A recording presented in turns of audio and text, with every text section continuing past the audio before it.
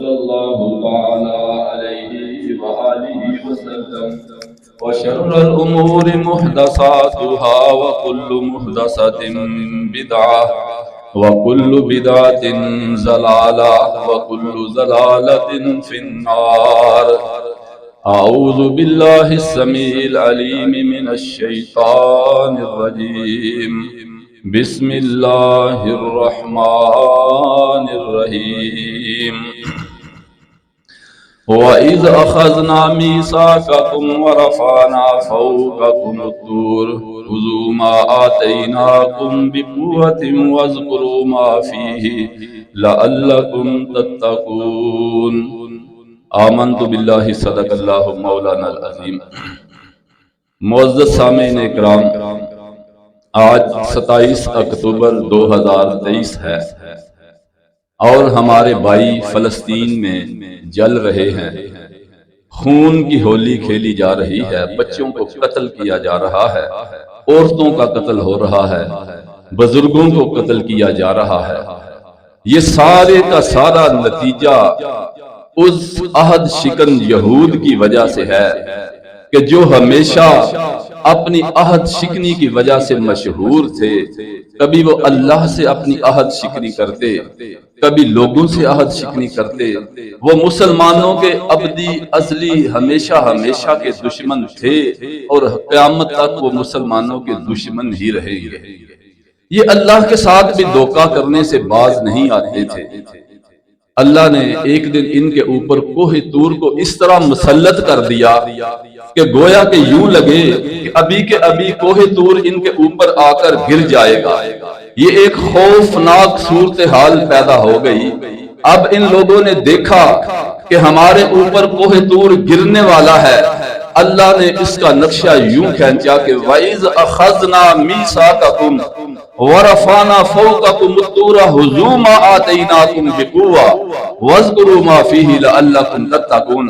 جب ان لوگوں نے دیکھا کہ اب ہم قابو میں آگے ہیں، اللہ نے کہا اب وعدہ کرو کہ تم اس تورات میں جو کچھ لکھا ہوا ہے اس پہ عمل کرو گے، اسے قوت سے پکڑ لو گے. تو یہ سارے کے سارے لوگ جو ہے یہ اللہ کے آگے گر گئے اور کہنے لگے اللہ ہمیں منظور ہے، ہم آپ سے معاہدہ کرتے ہیں، وعدہ کرتے ہیں. لیکن جو ہی یہ خوف ختم ہوا، ثم تولیتم من بعد ذالک، اس کے بعد یہ پھر اپنی بات سے مکر گئے. یہ عہد شکنی ان کی اس وقت سے چلی آ رہی ہے. حضرت موسیٰ علیہ السلام کو ساری زندگی یہ تنگ کرتے رہے، اتنا تنگ کرتے کہ اللہ کے نبی ان کے لیے مغفرت مانگتے، بار بار مغفرت مانگتے، لیکن ان کے ساتھ بھی عہد شکنی کرنے سے باز نہ آئے. قوم سبت بھی یہی تھے. اللہ نے کہا ہفتے کے روز مچھلیاں نہ پکڑا کرو، لیکن یہ ہفتے کے روز جاتے مچھلیوں کو گراؤ ڈال کے آ جاتے، اتوار کو پکڑتے. اللہ نے کہا کونوا قردۃ خاسئین، بن جاؤ تم ذلیل بندر.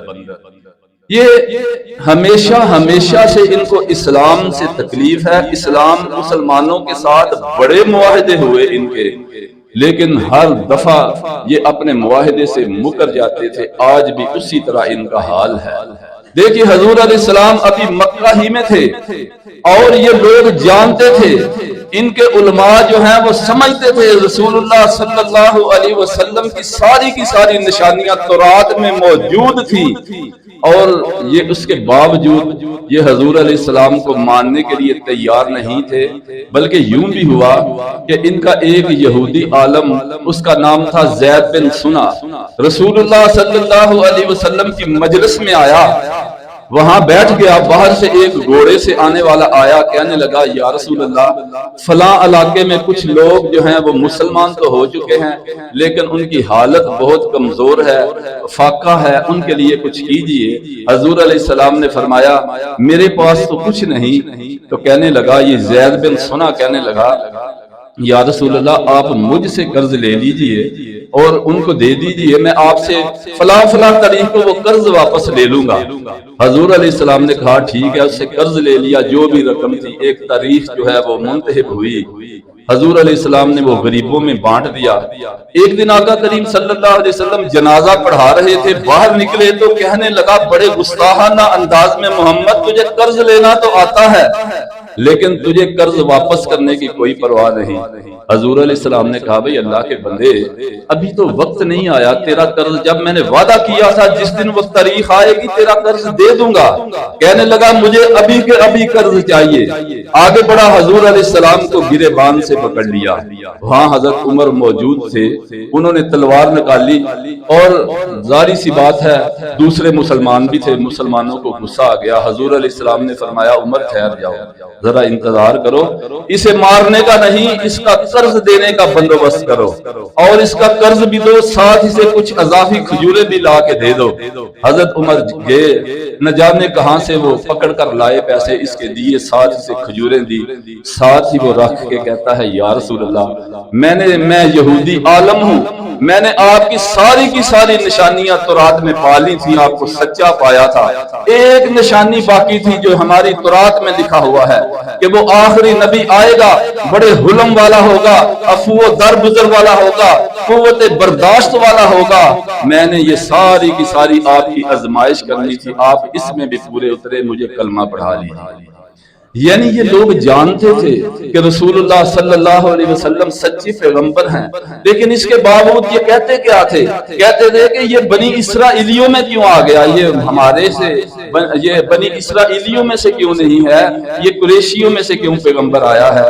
اللہ نے صاف طور پر فرما دیا تھا وَلَن تَرْضَىٰ عَنكَ الْيَهُودُ وَلَا النَّصَارَىٰ حَتَّىٰ تَتَّبِعَ مِلَّتَهُمْ قُلْ إِنَّ هُدَى اللَّهِ هُوَ الْهُدَىٰ۔ اور اے نبی یہ یہود و نصارہ آپ پہ کبھی بھی راضی نہیں ہو سکتے، آپ ان کا یہاں تک کہ آپ ان کا کلمہ پڑھیں، لیکن آپ کہہ دیجئے کہ ہدایت کا راستہ صرف اللہ کا راستہ ہے۔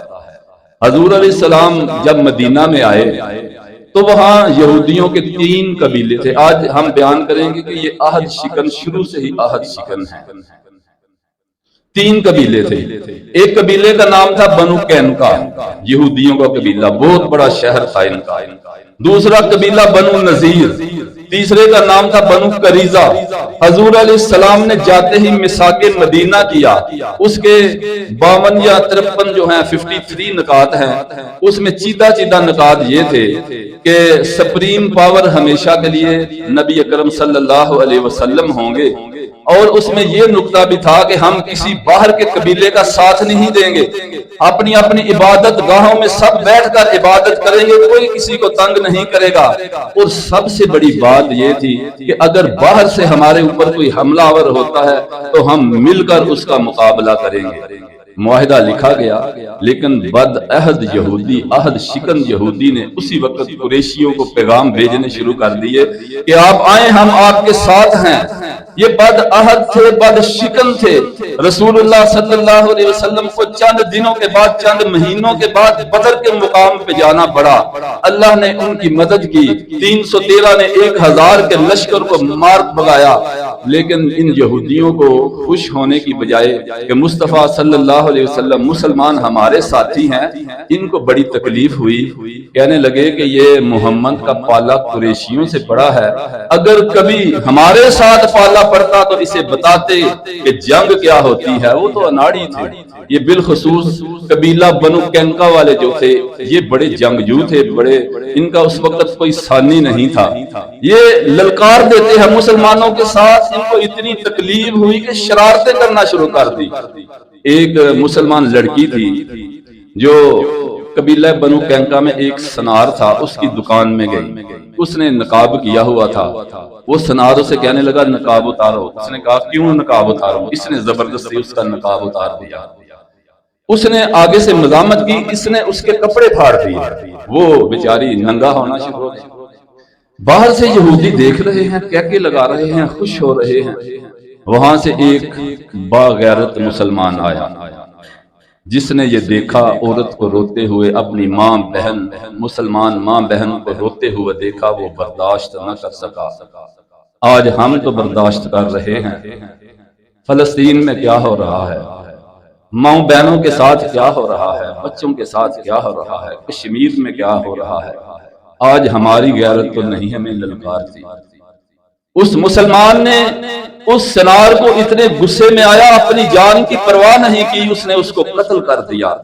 وہ جو کہہ کے لگا رہے تھے انہوں نے پکڑ کر اس مسلمان کو قتل کر دیا۔ معاملہ حضور علیہ السلام کے پاس آیا، سپریم پاور حضور علیہ السلام تھے، آتے ہی یہ گستاخی کیا کرتے ہیں، کہتے ہیں محمد یہ مت سمجھنا کہ ہم کمزور ہیں، تمہارا پالا ہمارے سے نہیں پڑا، قریشیوں کو جیت کر سمجھتے ہو کہ ہم بڑی پاور میں آ چکے ہیں، اگر ہمارے ہاتھوں سے ہاتھ پڑیں گے تو تجھے پتہ چل جائے گا کہ جنگ کیا ہوتی ہے، نانی یاد کرا دیں گے۔ حضور علیہ السلام کو ان کی باتیں بہت بری لگی، اللہ نے آسمانوں سے ایک پیغام بھیج دیا، کل للذین کفروا ستغلبون وتحشرون الی جہنم وبئس المہاد قد کان لکم آیۃ فی فئتین التقطا فئۃ تقاتل فی سبیل اللہ واخری کافرۃ یرونہم مثلہم رأی العین، کہ اے محمد ان قریب آپ ان کافروں کو جہنم میں دھکیل دو گے جو کہ بڑا ہی برا ٹھکانہ ہے۔ ان لوگوں کو تو بدر کے مقام سے وصیت حاصل کرنی چاہیے تھی کہ جہاں مٹھی بھر مسلمان تھے اور ان کو اتنی بڑی فوج نظر آ رہے تھے۔ اللہ نے خوشخبری سنائی، حضور علیہ السلام نے مسلمانوں سے مشورہ کیا، کہا کہ اب ان کے ساتھ دو ہاتھ کر کے دیکھ ہی لیں۔ حضور علیہ السلام نے ان کے اوپر حملہ کیا، انہوں نے دیکھا کہ حضور علیہ السلام اپنی فوج کو لے کر آ رہے ہیں، اپنے قلعے کے اندر چھپ کے دروازے بند کر لیے۔ کئی دنوں کا محاصرہ کرنے کے بعد حضور علیہ السلام نے ان کے نوجوانوں کو پکڑ لیا، ان کی مشکیں زور سے باندھی ہوئی ہیں۔ عبداللہ بن ابی رئیس المنافقین آ گیا، دوسرے تیسرے، یا رسول اللہ انہیں معاف کر دیجئے، یا رسول اللہ انہیں معاف کر دیجئے۔ حضور علیہ السلام نے کہا جاؤ میں نے ان کو معاف کیا لیکن ان کو یہ شہر چھوڑ کر جانا پڑے گا۔ اس وقت حضور علیہ السلام نے ان سے یہ قلعہ خالی کرا لیا تھا، یہ خیبر کے مقام پہ گئے۔ اب رہ گیا دوسرا قبیلہ بنو نذیر، اور یہ اتنے بدبخت تھے کہ جب میدان احد میں حضور علیہ السلام اپنی فوج کو لے کر گئے، عبداللہ بن ابی کے پیچھے 300-400 کا لشکر واپس آ گیا، مسلمانوں کو اکیلا چھوڑ کر آ گئے۔ چلیں جی وہاں جو ہوا مسلمانوں کے ساتھ آپ کو سب کو پتا ہے۔ حضور علیہ السلام کو انہوں نے بلایا، ایک پنچایت تھی، فیصلہ تھا کوئی کہ ہمارے ہاں آئیں اور آپ فیصلہ سنائیں۔ حضور علیہ السلام وہاں پہنچے تو انہوں نے پلان یہ تیار کیا، منصوبہ یہ تھا کہ حضور علیہ السلام کو اس دیوار کے ساتھ بٹھائیں، اوپر سے ایک آدمی جہاش تھا اس کا نام، اس نے پتھر پھینکنا تھا، حضور علیہ السلام کے سر مبارک پہ وہ پتھر گرتا اور ہمیشہ ہمیشہ کے لیے مسلمانوں کی قیادت ختم ہو جاتی۔ حضور علیہ السلام وہاں گئے، اللہ نے حضور علیہ السلام کو اس بات سے آگاہ کر دیا۔ وہاں ایک یہودی بیٹھا ہوا ان سے کہہ رہا ہے کہ تم اپنے معاہدے کی خلاف ورزی کر رہے ہو اور باز آ جاؤ، دیکھو محمد کو صلی اللہ علیہ وسلم ان کو اللہ بتا دے گا۔ اللہ نے کہا یا ایھا الذین آمنوا اذکروا نعمت اللہ علیکم اذ ہم قوم ان یبسطوا الیکم ایدیہم فکف ایدیہم عنکم واتقوا اللہ وعلی اللہ فلیتوکل المؤمنون۔ نبی پاک صلی اللہ علیہ وسلم کو ان کا سارا منصوبہ بتا دیا گیا۔ حضور علیہ السلام واپس آ گئے، آپ نے کہا کہ یہودیوں تم نے میرے خلاف یہ منصوبہ تیار کر رکھا تھا۔ حضور علیہ السلام نے ان کے قلعے کے گرد بھی لشکر کشی کی۔ کئی دنوں کے محاصرے کے بعد فیصلہ یہ ہوا کہ اس قلعے کو خالی کرو، جو جنگی اوزار ہیں وہ تم اٹھا نہیں سکتے، باقی جو کچھ اٹھا کر لے جانا چاہتے ہو لے جاؤ۔ وہ قلعہ بھی خالی ہوا۔ اب پیچھے رہ گیا تیسرا قبیلہ بنو قریظہ۔ دیکھیے معاہدہ تو یہ تھا کہ اگر باہر سے ہمارے اوپر کوئی حملہ کرتا ہے ہم سب مل کر اس کا مقابلہ کریں گے۔ حضور علیہ السلام نے دن رات محنت کی اور وہ خندق کھودی تاکہ ان کو رکاوٹ ڈالی جائے۔ سارے کے سارے اہل عرب مل کر وہاں پہنچ گئے۔ مسلمانوں کا ساتھ دینے کی بجائے قبیلہ بنو قریظہ والوں نے کہا کہ آپ لوگ باہر سے حملہ کرو، ہم آپ کو راستہ بھی دیتے ہیں اور ہم اندر سے حملہ کریں گے، آج مسلمانوں کا ہمیشہ کے لیے کما ہو جائے گا۔ حضور علیہ السلام بڑے ہی پریشان ہوئے کہ یہ کیسی بدعہدی ہے، پیغام بھی بھیجا لیکن ان کی آنکھیں جو ہیں وہ ماتھے پہ تھی۔ انہوں نے کہا ہم تو ان کے ساتھ ہیں۔ حضور علیہ السلام اتنے پریشان کہ اب کیا بنے گا۔ اللہ نے مدد کی، ایک آندھی چلی، ایک مسلمان نے ایک ایسی چال چال چلائی، لمبا واقعہ ہے، بالآخر ان کو جانا پڑا۔ حضور علیہ السلام نے پھر ان کے قلعے کا محاسبہ کر لیا، ان کو پکڑ کر ان کی عورتوں اور بچوں کو تو چھوڑ دیا لیکن ان کے مردوں کو قتل کر دیا۔ وجہ یہ تھی کہ یہ انہوں نے حملہ ہی اتنا برا کیا تھا کہ اگر وہ کامیاب ہو جاتے تو مسلمانوں کا کچھ نہ رہتا۔ اب طارق ابن زیاد جو تھا وہ یہودیت کا لبادہ اوڑھ کر اس نے مسلمانوں کے اندر دراڑیں ڈالی۔ حضرت عثمان غنی کو قتل کرانے والا، شہید کرانے والا وہ شخص تھا۔ اتنی دراڑیں کہ آج تک مسلمانوں کے اندر سے وہ اختلاف ختم نہ ہو سکا، اور یہ عبداللہ بن ابن زیاد کا یہ کارنامہ ہے۔ اس کے علاوہ یہ خیبر میں جا کر حضور علیہ السلام کے اوپر طرح طرح کے حملے، حتیٰ کہ ایک لبید بن عاصم یہودی تھا، اس کے ذریعے حضور علیہ السلام کے اوپر جادو کرا دیا۔ حضور علیہ السلام کو پتا چلتا، حضور علیہ السلام پھر بھی معاف فرما دیتے، لیکن آج بھی عہد شکنی ان کی اسی طرح جاری و ساری ہے۔ دیکھیے آج آپ جنگی جرائم پڑھ کر دیکھیے، جو انٹرنیشنل قوانین بنے ہوئے ہیں اس کے تحت کوئی کسی کی آبادی کے اوپر حملہ نہیں کر سکتا۔ شہری آبادی کے اوپر حملہ کرنا بہت بڑا جرم ہے، اور قوانین بھی ان لوگوں کے بنائے ہوئے ہیں، لیکن دیکھیے ہسپتالوں کے اوپر حملے ہو رہے ہیں۔ مسلمانوں کے شہر کو کیا سارے کے سارے شہر کو ملبے کا ڈھیر بنایا جا چکا ہے، اور سارے کے سارے یہود و نصارہ ایک ہو چکے ہیں۔ آج ہم بے بس ہیں، آج ہم اپنے بھائیوں کی مدد بھی نہیں کر سکتے، اور یہی میں کہوں گا کہ ہم ان کو اکیلے بھی نہیں چھوڑ سکتے۔ بقول شاعر کے اجڑے ہوئے لوگوں سے گریزاں نہ ہوا کر، حالات کی قبروں کے کتبے بھی پڑھا کر، کیا جانیے تیز ہوا کی سوچ میں گم ہے، خوابیدہ پرندوں کو درختوں سے اڑا کر۔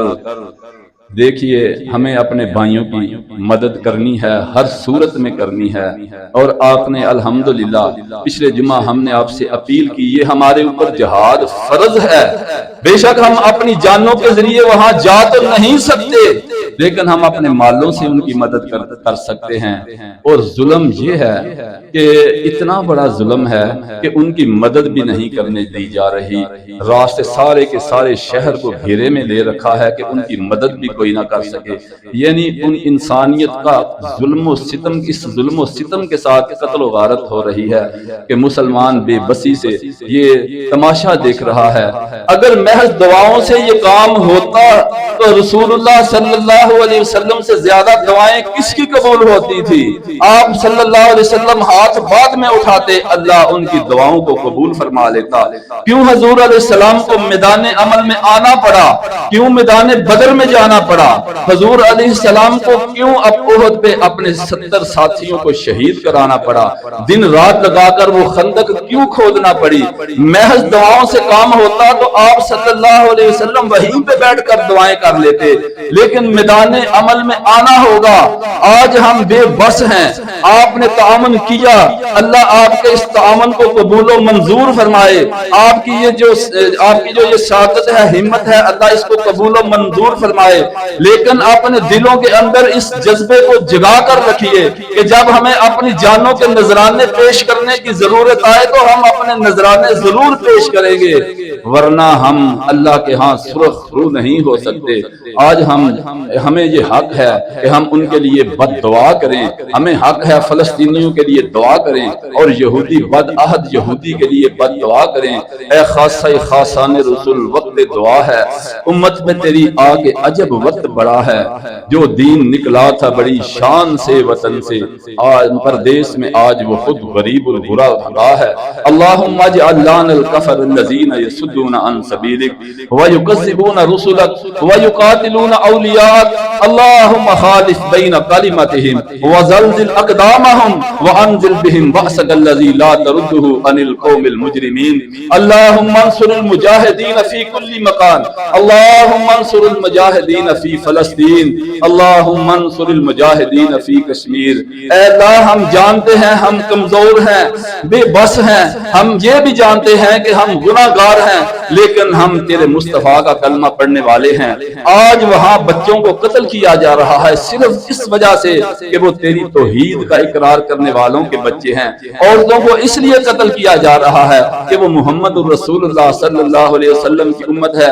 اے اللہ، جس طرح تو نے بدر کے مقام پہ مسلمانوں کی مدد فرمائی، جس طرح تو نے خندق کے مقام پہ مسلمانوں کی مدد فرمائی، آج ہم کمزور ہیں، اے اللہ غیب سے مدد فرما دے۔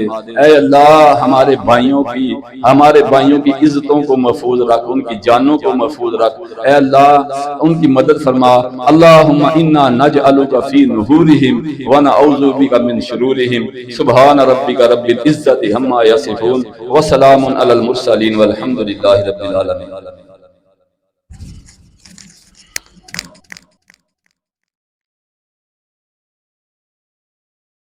For more good videos, please like, subscribe and share our channel's videos.